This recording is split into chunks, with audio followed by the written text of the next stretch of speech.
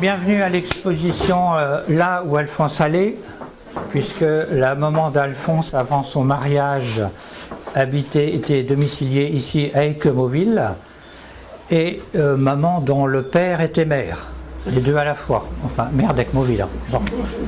Alphonse donc grandit parmi les bocaux, son papa y étant pharmacien, et il y travaille même jusqu'à l'âge de 17 ans, puisque son père le destine à prendre sa succession.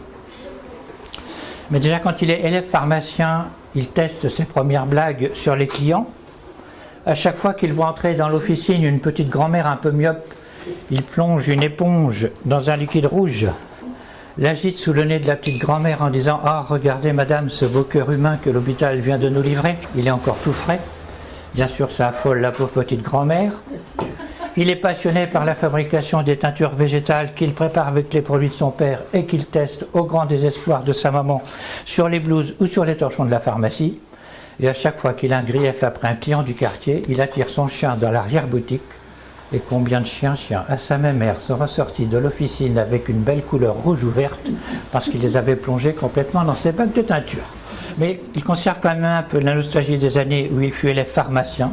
Et dans son œuvre, il parle souvent de la vie dans les officines et il a décrit des inventions, officinales ou non d'ailleurs, dont quelques-unes sont exposées ici. Alors comme beaucoup d'artistes, Alphonse avait un grand sens de l'esthétique. Il invente donc les boules Kies noires pour les oreilles des personnes en deuil, parce que blanc ça fait un petit peu tache, ça se remarque tout de suite. Très observateur, il remarque aussi que le drapeau français les jours sans vent pend lamentablement, ce qui n'est pas très glorieux, hein, n'est-ce pas, monsieur le maire? Et donc il invente l'amidon bleu, blanc, rouge pour raidir les drapeaux français les 14 juillet sans vent. Alors comme beaucoup d'artistes, Alphonse était très sensible. Une sensibilité presque maladive d'ailleurs. Il disait n'admettre aucune forme de violence. Il ne voulait pas, par exemple, voir battre le beurre ou frapper les bouteilles de champagne. Tous les soirs, il avait la fièvre quand la nuit tombe, de peur qu'elle se blesse. Et il a écrit, mais combien de fois me suis-je penché pour la ramasser? Battre la campagne ou pendre la crémaillère lui faisait horreur. Et comme il avait des petites mouches qui faisaient des salissures au plafond de son appartement, bon, des petites maculatures qu'on doit appeler aussi bien élevées que l'on soit déchures de mouches, sa sensibilité, bien sûr, l'empêche de tuer, d'écraser ces mouches. Donc il prépare des petites boulettes avec du miel et du bismuth pour constiper les mouches. Les timbres post-pharmaceutiques, dans la gomme des timbres, il incorpore des remèdes. Donc on trouvait le timbre antitussif, laxatif, anticonstipatoire, etc. pour permettre aux fonctionnaires de se soigner toute la journée en léchant les timbres. Alors Alphonse Allais, on le sait aussi, souffrait d'intempérance pour les boissons alcoolisées. Comme beaucoup d'artistes de cette fin du 19e siècle, il boit beaucoup d'absinthe. Et pour ne pas faire preuve d'absinthéisme, il adhère au cercle littéraire des hydropathes. Hydropathe signifiant qui souffre de boire de l'eau.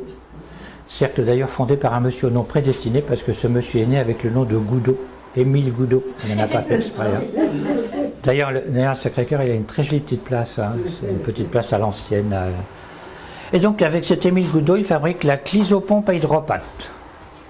Chlysopompe à hydropathe, c'est tout simplement une pompe pour rendre impure l'eau potable.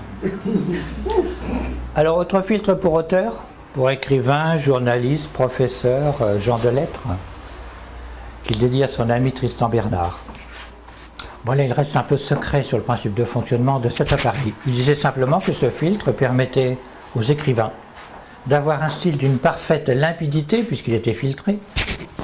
Et l'on remarque dans le bas de l'appareil un siphon à gros mots. Les gros mots, les mots lourds étaient décantés, seuls ressortaient les mots fins, bien sûr, le filtre pour auteur.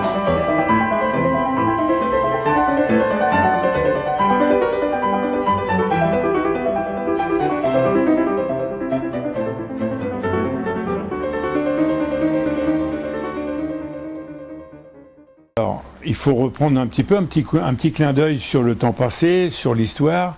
Donc nous avons Madame Alphonsine Vivien, mère de Monsieur Alphonse Allais.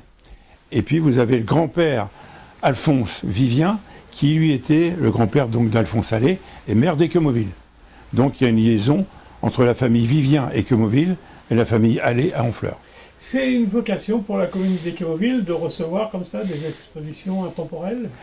Oui, on en fait, écoutez, on en fait même plusieurs par an, mais bon, c'est sûr que celle-ci est exceptionnelle. On n'en fera pas une autre comme ça. Enfin, je ne pense pas.